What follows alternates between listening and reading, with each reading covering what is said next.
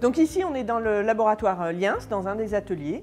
Et c'est l'atelier dans lequel on range Pamélie. Pamélie, c'est notre drone interdisciplinaire. C'est vraiment un projet intégratif du laboratoire qui est très en phase avec le projet d'établissement, le LUDI, le littoral urbain, durable et intelligent.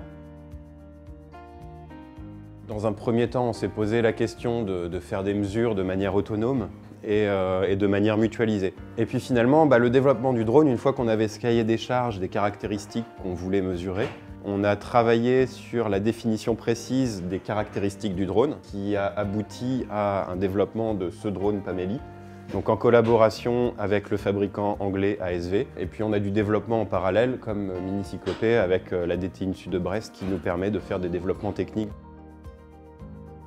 Pourquoi un drone ? Eh bien, un drone parce que je pense que c'est vraiment une des solutions du futur. À terme, une solution plus économique, plus écologique, puisque là on a une propulsion électrique. C'est quelque chose de plus intelligent. Par exemple, on peut aller mesurer en même temps la température, la profondeur, la turbidité, la salinité, l'oxygène dissous, tout un ensemble de paramètres. Et du coup, de mieux comprendre l'ensemble du système littoral. Alors une mission, c'est la définition d'un plan de prélèvement, c'est la préparation du drone, c'est la déclaration auprès des autorités, donc de la DDTM. Et puis après, quand on arrive sur le site, qu'on pilote depuis un navire ou depuis la terre, on va installer la base de pilotage qui comprend une valise de communication et une valise de pilotage à distance qui permet d'accéder à 2 PC à distance. Donc on a directement accès à l'ordinateur de bord, comme si on était embarqué. La communication se fait avec des antennes. Le lien est soit Wi-Fi, soit 4G, soit UHF, donc radio. Donc on peut le piloter à une distance allant de quelques kilomètres à plusieurs dizaines de kilomètres en fonction de la zone de couverture 4G. Alors aujourd'hui, avec le développement des navires autonomes, on a pris le parti au Liens de ne jamais le laisser partir seul et de toujours avoir un bateau accompagnateur, que ce soit avec la station de pilotage ou alors avec une annexe pour pouvoir intervenir rapidement sur l'eau et arriver en cas de problème. Pamélie est le support de nombreux instruments. Il est équipé de capteurs standards qui servent à la navigation, mais il supporte aussi des instruments développés spécifiquement dans le cadre d'une collaboration avec la DTI INSU.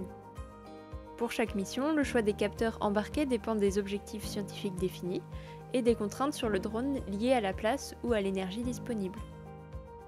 En cas de besoin, des instruments plus spécifiques peuvent être adaptés sur le drone, comme par exemple l'installation d'un système de positionnement acoustique pour mesurer précisément la position de points sous-marins.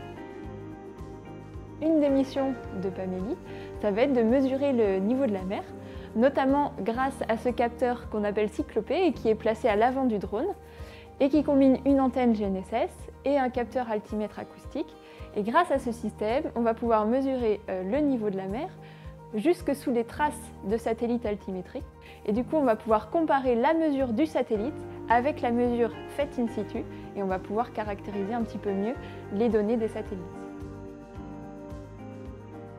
Lors d'une mission, toutes les données acquises par les capteurs sont enregistrées dans une première base de données à bord, et puis une fois rentrées au laboratoire, ces informations sont stockées dans une base de données globale pour faciliter leur diffusion et leur utilisation.